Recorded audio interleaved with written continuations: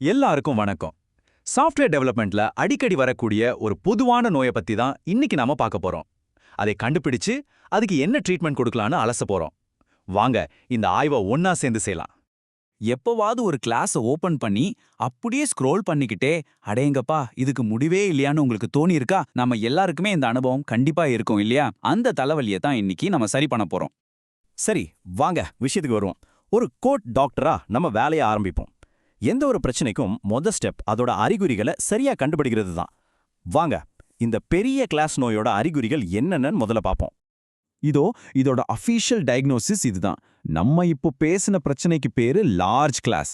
சிம்பிளா சொல்லணும்னா ஒரு கிளாஸ் அது செய்ய வேண்டிய வேலையை மட்டும் பார்க்காம தேவையில்லாத பல வேலைகளையும் இழுத்து போட்டுக்கிட்டு பண்றது தான் இந்த நிலைமை. ஓகே, இந்த பிரச்சனை இருக்குன்னு கண்டுபிடிச்சாச்சு. ஆனா இது எப்படி நம்ம கூட்பாஸ்குள்ள வந்துச்சு?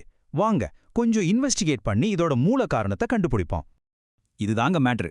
எந்த கிளாஸுமே முதல்ல பெருசா இருக்கிறதில்ல.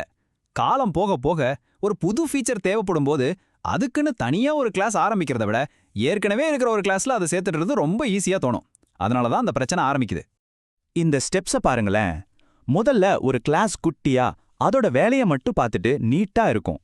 அப்புறம் ஒரு புது ஃபீச்சர் தேவைப்படும். அதை எங்க வைக்கலான்னு யோசிக்கும்போது இந்த கிளாஸ்லயே வச்சிடலாம், அதுதான் ஈஸின்னு தோணும்.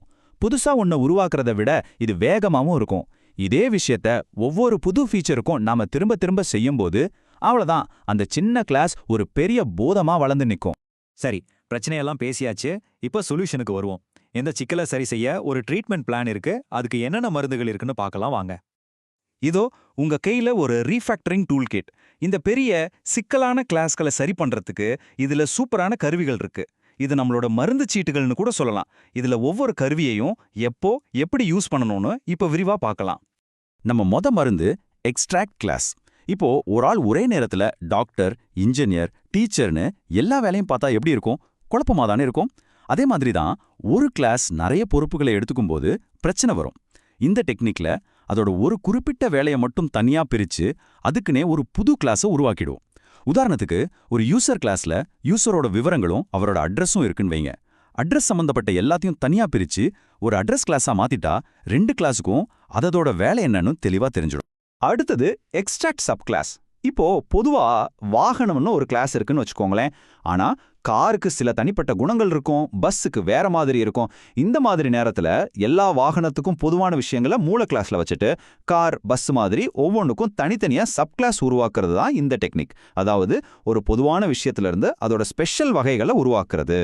மூணாவது தீர்வு எக்ஸ்ட்ராக்ட் இன்டர்ஃபேஸ். இதை ஒரு டிவி ரிமோட் மாதிரி நினைச்சுக்கோங்க. ரிமோட்ல இருக்கிற பட்டனை அழுத்தி நீங்க சேனல் மாத்துறீங்க. ஆனா டிவிக்குள்ள என்ன நடக்குதுன்னு நமக்கு தெரியாது, தெரிய வேண்டிய அவசியமும் இல்லை. அதே மாதிரி தான் இந்த டெக்னிக் ஒரு கிளாஸ்ல இருக்கிற முக்கியமான செயல்பாடுகளை மட்டும் ஒரு ஒப்பந்தம் மாதிரி, அதாவது இன்டர்ஃபேஸா வரையறுத்துட்டோம். இதனால மத்த கோட் பகுதிகள் அந்த கிளாஸை ரொம்ப ஈஸியா பாதுகாப்பா பயன்படுத்த முடியும். இது கொஞ்சம் ஸ்பெஷலான ஒரு தீர்வு. Duplicate observed data.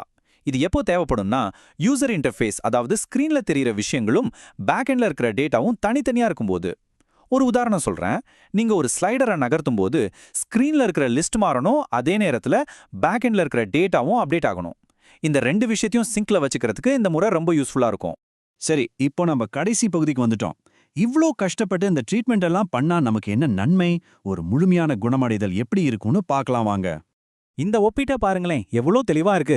ஒரு பக்கம் பெரிய கிளாஸால வர தலைவலிகள், இன்னொரு பக்கம் ரீஃபேக்டரிங் செஞ்சதுக்கு அப்புறம் கிடைக்கிற நிம்மதி. நம்ம வேலை எவ்வளோ சிம்பிள் ஆகுதுன்னு தெரியுதா? அப்போ இதுல இருந்து நாம கத்துக்க வேண்டிய முக்கியமான விஷயம் இதுதான். ரீஃபேக்டரிங் பண்றதோட பெரிய நன்மையே நமக்கு, அதாவது டெவலப்பர்ஸ்க்கு தான். ஒரு கிளாஸ்ல இருக்கிற 100 விஷயங்களை மண்டைக்குள்ள வச்சு குழப்பிக்க வேண்டியதில்லை. நம்ம மன அழுத்தம் குறையும், வேலை ரொம்ப எளிதாகும். இதனால நம்மால தெளிவா யோசிக்க முடியும், தப்புகளையும் குறைக்க முடியும். இந்த முழு அலசலோட கடைசில நான் உங்ககிட்ட ஒரே ஒரு கேள்வியை மட்டும் கேட்கறேன். இன்னைக்கு நீங்க கத்துக்கிட்ட இந்த விஷயங்களை வச்சு உங்க கோட் பேஸ்ல ஒளிஞ்சிட்டு இருக்கிற அந்த பெரிய மான்ஸ்டர் கிளாஸ் எதுன்னு கண்டுபிடிங்க. அதை சரி பண்றதுக்கான நேரம் இதுதான் நினைக்கிறேன். நீங்க என்ன சொல்றீங்க?